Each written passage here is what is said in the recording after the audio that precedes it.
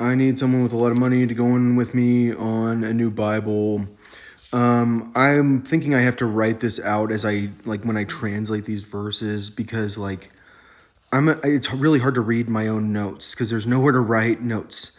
Um, Basically, my plan for the Bible I want to come out with is it will have Greek like on one side. We'll do an Old Testament without all the books, and we'll do a New Testament with all the books, and we'll have Greek and English that are bigger, and there will be space around the Greek so that you can write in things, and there will be words that are colored. Like when I underline things, it'll be colored so that you can find your spot. This guy literally is hiding where chapter 20 starts. Like his numbers are different than the Septuagint and the Bible. Like there's no freaking way that you can follow what this guy's doing. That is unless you know Greek, and like I sort of know Greek.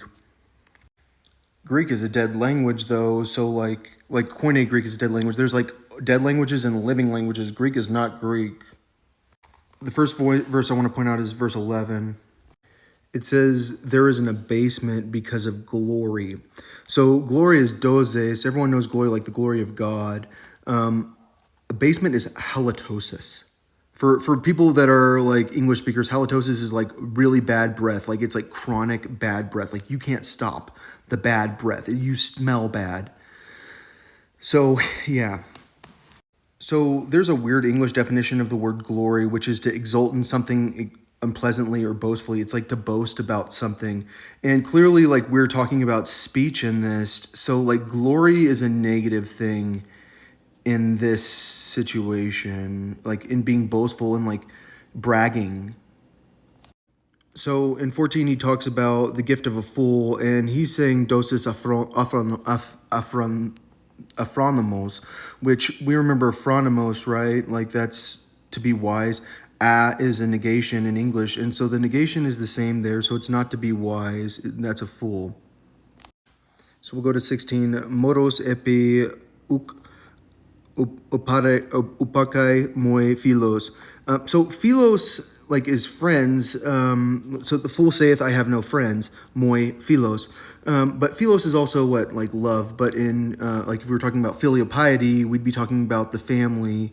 In like especially in China, like having respect for your elders is filial piety. But filial would in English is love, but we know in our language, or it'd be love of family is filial. Yeah, but like if you're talking about like but remember like it has to do with brothers, right? Because Philadelphia, city of brotherly love. So that's actually having to do with brothers. I do not have any brothers as your friends. So I just wanted to point that out about the word philos.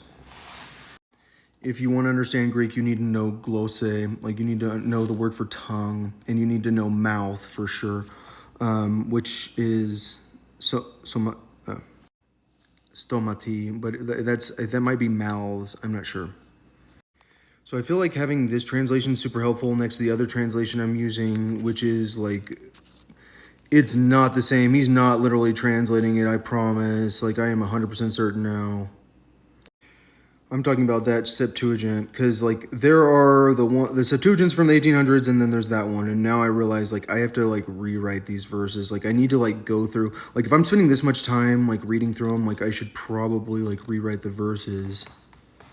I'll give you an example. So 25 says, "A thief is better than a man that is accustomed to lie, but they both shall have destruction to heritage," is that translation. This translation says, "Preferable is a thief over one who persists in a lie. Both will inherit destruction." Okay, I think I gave a bad example because my translation is, "Better's a thief than a man who persists in a lie." And I think it's just about the way it's ordered. I'll just go through 27 real quick just to show you an example. So, Hosophos in Logos, the wise in words, right? Because Sophos is wise, Sophia. And Logos is words plural. Proase eton, which for me is like promote himself, but apparently it's to honor. But the next part says, Kai anthropos phronimos arase megistason, which is great men. And phronimos, remember, is wise. So if you're reading on the side, like you can see that like that's like a lot of words. A wise man shall promote himself to honor with his words, and he that hath understanding will please great men. But a wise man's words, or it'd be the words of the wise promote the wise person because it's el ton, and the person that is wise ought to say great men. So, like, because phronimos is what they're using for understanding. He that hath understanding, but he has wisdom or prudence in a lot of your translations. So if we look at the translation of Septuagint over here, it says, the wise person will, it says 26, the one that's in the brackets, a lying person's character is dishonor and his shame is constantly with him. Yeah, that's the wrong verse because remember, they're out of order. The wise person will apply himself in a few things, and a prudent person will please nobles. Okay, but what did we just read? The wise in words, proxe, to promote himself. The wise in words promotes himself, and the person who's prudent will please great men, because I think that say is to please. I looked it up and it's to like, so it's will be liked by great men. All right, so I don't think I want to keep going through this. I wanted to point out that themonian is your heap, which is like in English, heap is like a lot, like it's a whole heap. But themonian is like, I think it's treasure, because he will increase his treasure, like his money, like his bank account. But you would say aemonian in my language, but like I think it's important to point that out, that like heap is that. I just wanted to point out that I think Ophelia is prophet, like in Greek. Isn't that crazy? Because the name Ophelia, I'm not sure though.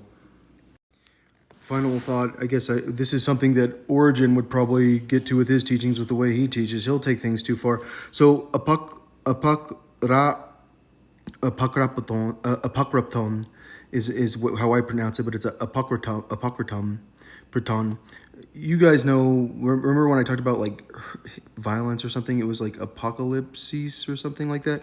But like here we're saying apocrypton for hide, because apocrypton ten morian atu. So hide the folly of him, like it's his. But I think they would actually call it atu. So hiding things, it sure seems like has a connection to the word like apocalypse, and also the word violence, and like all that stuff in Greek.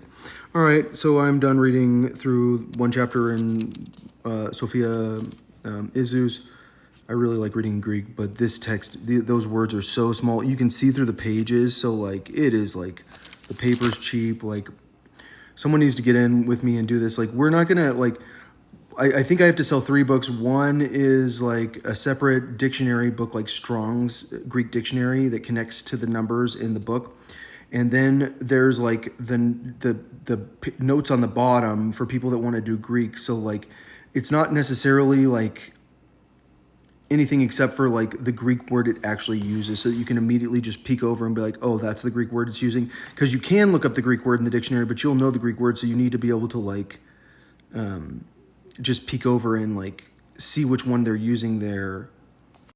So it'd be 3 books: Old Testament, New Testament, and the dictionary, which it's good to have it as a separate book because you don't want to be turning in your own book. Like it's nice. Yeah. So if anybody wants to go in with me on writing this thing, like I'm down for it.